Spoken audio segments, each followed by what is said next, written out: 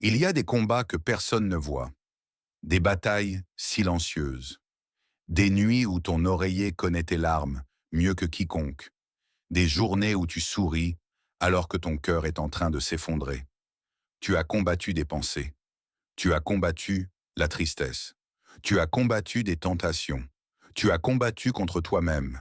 Et parfois, tu t'es demandé, Ya Allah, jusqu'à quand? Écoute bien, parce qu'aujourd'hui, ce rappel n'est pas un hasard. C'est peut-être le moment où Allah veut te faire entendre ceci. L'épreuve est terminée. 1. Le combat intérieur que personne ne voit. Il existe une épreuve dont on ne parle presque jamais. Une épreuve qui ne laisse ni cicatrice visible, ni diagnostic médical, ni témoin extérieur. C'est une bataille silencieuse. Une bataille qui se déroule derrière ton regard, là où personne ne peut entrer.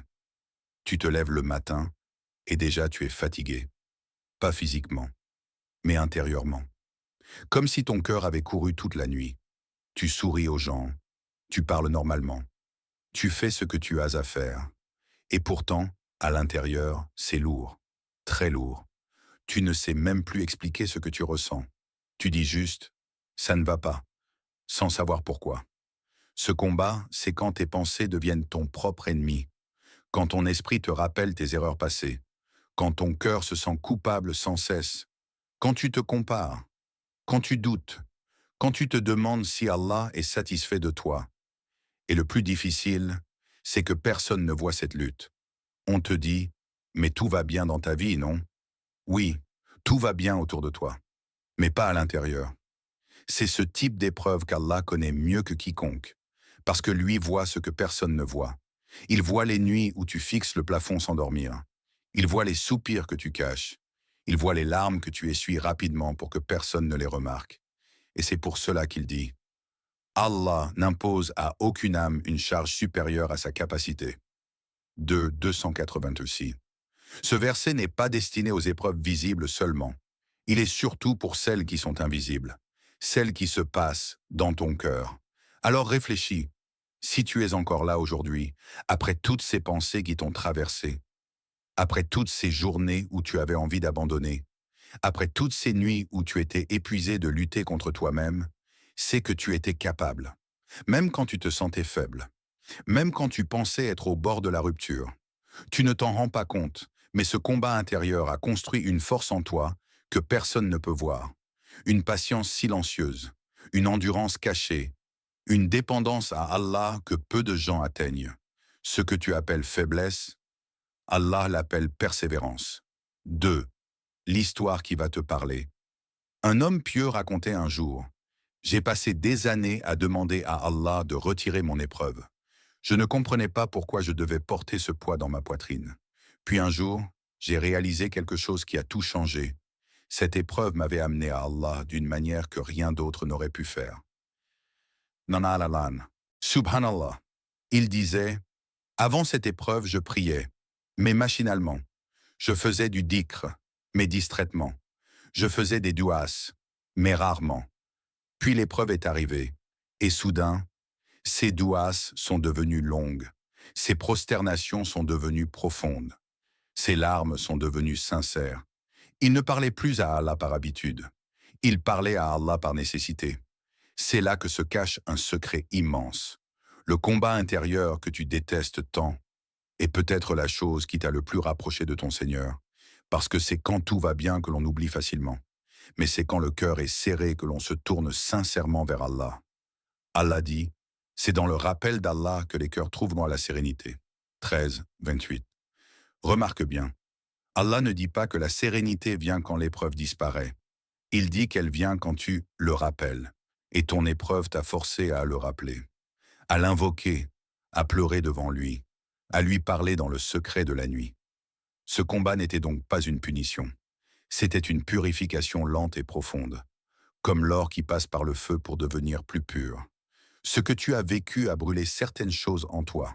L'orgueil, l'insouciance, l'attachement excessif au monde, la dépendance aux gens.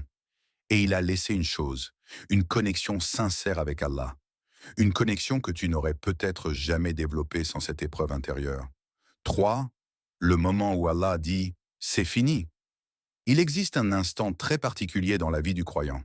Un instant discret, silencieux, presque invisible. Ce n'est pas le moment où l'épreuve commence. Ce n'est pas non plus le moment où elle est la plus dure. C'est le moment où elle se termine, mais où ton cœur ne l'a pas encore compris. Extérieurement, les choses se sont calmées. Les causes de stress ont diminué. Les situations qui te faisaient souffrir ne sont plus là. Mais intérieurement, tu continues à marcher avec prudence, comme quelqu'un qui a traversé une tempête pendant si longtemps qu'il ne sait plus reconnaître le calme. Tu t'attends au pire. Tu anticipes une nouvelle douleur. Tu te prépares à une nouvelle chute. Ton cœur est encore en mode survie. Alors qu'Allah, lui, a déjà décrété autre chose pour toi. Après la difficulté vient certes la facilité. Après la difficulté vient certes la facilité. 94, 5 à 6. Ce verset n'est pas seulement une promesse, c'est une annonce.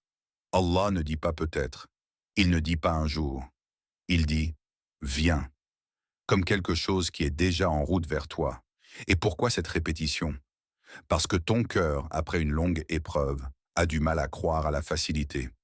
Il a besoin d'être rassuré 2 fois. Comme si Allah disait « vraiment, sois rassuré, cela arrive ».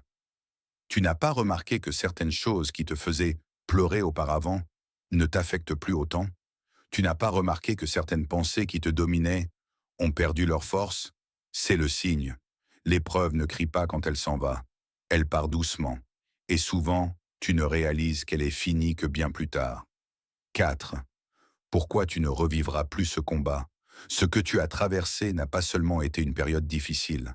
Cela a été une transformation, silencieuse, profonde, invisible. Tu n'es plus la même personne qu'au début de cette épreuve. Au début, tu paniquais vite. Aujourd'hui, tu respires et tu dis « Hasbiya Allah ».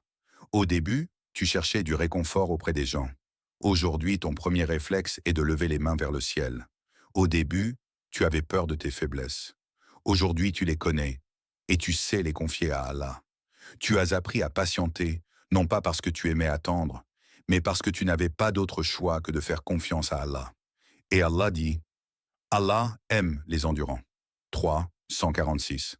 Ce verset est immense, parce qu'Allah ne dit pas qu'il aime ceux qui n'ont pas d'épreuves. Il dit qu'il aime ceux qui les traversent avec patience. Cela signifie que cette épreuve t'a placé dans une catégorie spéciale auprès d'Allah, une catégorie que peu de gens atteignent sans difficulté. Et une fois que la leçon est apprise, l'épreuve n'a plus besoin de revenir. Pourquoi? Parce que le but de l'épreuve n'était pas de te faire souffrir, mais de te façonner. Et ce façonnage est terminé. Tu es devenu plus conscient, plus humble, plus proche d'Allah, plus lucide sur la vie. Le combat intérieur que tu as mené t'a donné une maturité spirituelle que des années sans épreuve n'auraient jamais pu t'offrir. 5. La question qui va toucher ton cœur. Prends un instant. Pas pour écouter, pas pour réfléchir vite, mais pour te souvenir. Souviens-toi de qui tu étais avant cette épreuve, ta manière de penser, ta manière de voir la vie, ta manière de voir Allah, puis regarde qui tu es devenu aujourd'hui. Il y a une question que peu de gens osent se poser honnêtement, parce qu'elle demande du courage intérieur. Qui serais-je aujourd'hui si je n'avais jamais vécu cette épreuve? Peut-être que tu prierais encore, mais avec moins de présence. Peut-être que tu invoquerais Allah, mais seulement quand tout va mal. Peut-être que ton cœur serait encore attaché à des choses qui ne méritent pas ton attachement. Cette épreuve t'a arraché à certaines illusions. L'illusion que tu contrôles tout. L'illusion que les gens peuvent toujours te sauver. L'illusion que cette vie est stable. Elle t'a appris quelque chose de très rare. La dépendance totale à Allah. Allah dit, il se peut que vous détestiez une chose alors qu'elle est un bien pour vous. 2:216. Et si cette chose que tu as détestée pendant des mois ou des années était en réalité le plus grand bien qu'Allah t'ait accordé? Parce que cette épreuve t'a donné une profondeur que tu n'avais pas, une sensibilité du cœur, une conscience de toi-même, une lucidité sur la vie. Tu es devenu plus doux, plus patient, plus attentif à la souffrance des autres. Tu comprends maintenant les gens qui traversent des moments difficiles, parce que tu es passé par là. Sans cette épreuve, peut-être que tu aurais jugé. Aujourd'hui, tu comprends. Sans cette épreuve, peut-être que tu aurais été distrait par cette dunya. Aujourd'hui, ton regard est tourné vers l'Akhira. Cette question n'est pas là pour te faire regretter. Elle est là pour te faire réaliser que tu es devenu quelqu'un que tu n'aurais jamais pu devenir autrement. 6. Le verset qui change tout. Il existe un verset qui a le pouvoir de réparer un cœur brisé. Un verset qui redonne espoir à celui qui pense être allé trop loin, à celui qui pense avoir trop fauté, à celui qui pense que son passé le condamne.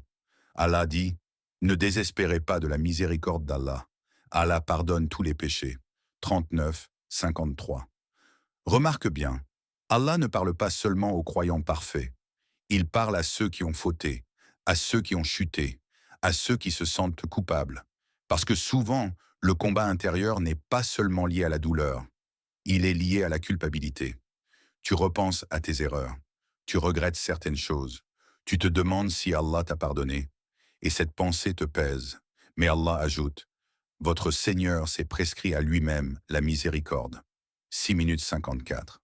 Cela signifie que la miséricorde d'Allah n'est pas occasionnelle. Elle fait partie de ce qu'il a décidé pour ses serviteurs. Elle est plus grande que ton épreuve, plus grande que tes fautes, plus grande que les cicatrices que tu portes, même celles que personne ne voit. La miséricorde d'Allah n'est pas limitée par ton passé, elle est limitée par ton retour vers lui. Et peut-être que cette épreuve, ce combat intérieur, cette fatigue du cœur, était le chemin qu'Allah a choisi pour te ramener vers sa miséricorde. Ce rappel arrive peut-être au moment exact où tu en avais besoin, pas par hasard, mais par volonté d'Allah. Alors écoute bien, comme si ces mots étaient pour toi. Mon serviteur, tu as combattu assez longtemps. Repose ton cœur, l'épreuve est terminée. Respire, fais du dhikr et laisse ton cœur guérir. Parce que cette fois, tu ne revivras plus ce combat intérieur.